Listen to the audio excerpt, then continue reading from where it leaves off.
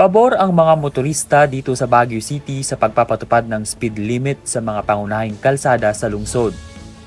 Una rito, bilang isang paraan upang matugunan ang tumataas na bilang ng mga aksidente sa kalsada na pangunahing dulot ng human error, inihayag ni Mayor Benjamin Magalong sa pakikipag-ugnayan sa Baguio City Police Office, Land Transportation Office, Public Order and Safety Division at iba pang mga ahensya ang mahigpit na pagpapatupad ng mga maximum speed limit sa buong lungsod ng Baguio. Ayon sa Ordinance No. 18 Series of 2019, Speed Limit Ordinance ng Baguio City, isang maximum speed limit na 20 km per hour ang mahigpit na ipinapatupad sa loob ng Central Business District at iba pang pangunahing kalsada. Ang maximum speed limit sa 30 km per hour naman ay naaangkop sa lahat ng inner roads. Upang matiyak ang bisa ng ordinansang ito, ang pamahalaang lungsod ay bibili ng karagdagang mga aparato para sa pagmamanman ng bilis, kabilang ang mga speed gun at radar sensor upang mapabuti ang regulasyon at pagtuklas ng bilis ng mga sasakyan sa buong lungsod. Sinabi ng alkalde na ito ay nagpapakita ng pangako ng lungsod sa kaligtasan ng publiko at pag-iwas sa mga pinsala at pagkamatay na may kaugnayan sa trapiko. Ang mga motorista ay mariing hinihimok na sumunod sa ordinance na ito sa lahat ng oras at makipagtulungan upang mapanatiling ligtas ang mga kalsada ng Baguio para sa lahat. Ayon sa ilang mga drivers ng jeep at taxi dito, ay nakakatulong umano ang ordinansang ito dahil mas nagiging disiplinado at maingat ang mga motorista. Talagang nakakatulong naman para sa iba, pero karamihan kasi talaga ng aksidente, mas lalo dito sa Baguio, karamihan tungkol sa pag-iinom. At pinipilit pa rin nilang makauwi kahit hindi na nila kaya mag-drive. Ayon sa Baguio City Police Office, meron nang naitalang 416 na vehicular traffic incidents ngayong taon. Mas tumaas kumpara sa unang quarter noong nakaraang taon.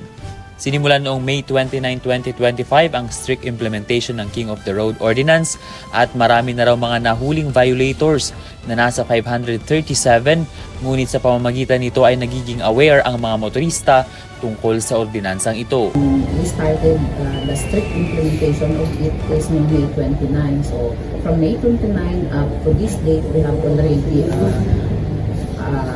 apprehended mga violators with a total of 537 na.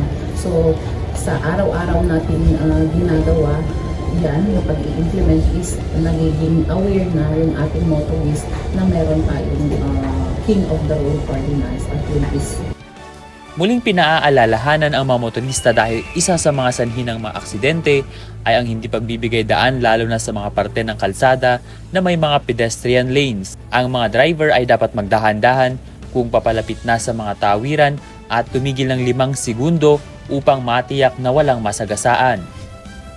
when approaching a pedestrian lane, the driver should stop mandatorily for 5 seconds and be wait for those pedestrians na naglalahan. Kaugnay dito, nagkaroon ng Oplan Drive ang syudad sa pangunguna ng BCPO at layunin nitong makatulong para mabawasan ang mga insidente sa kalsada.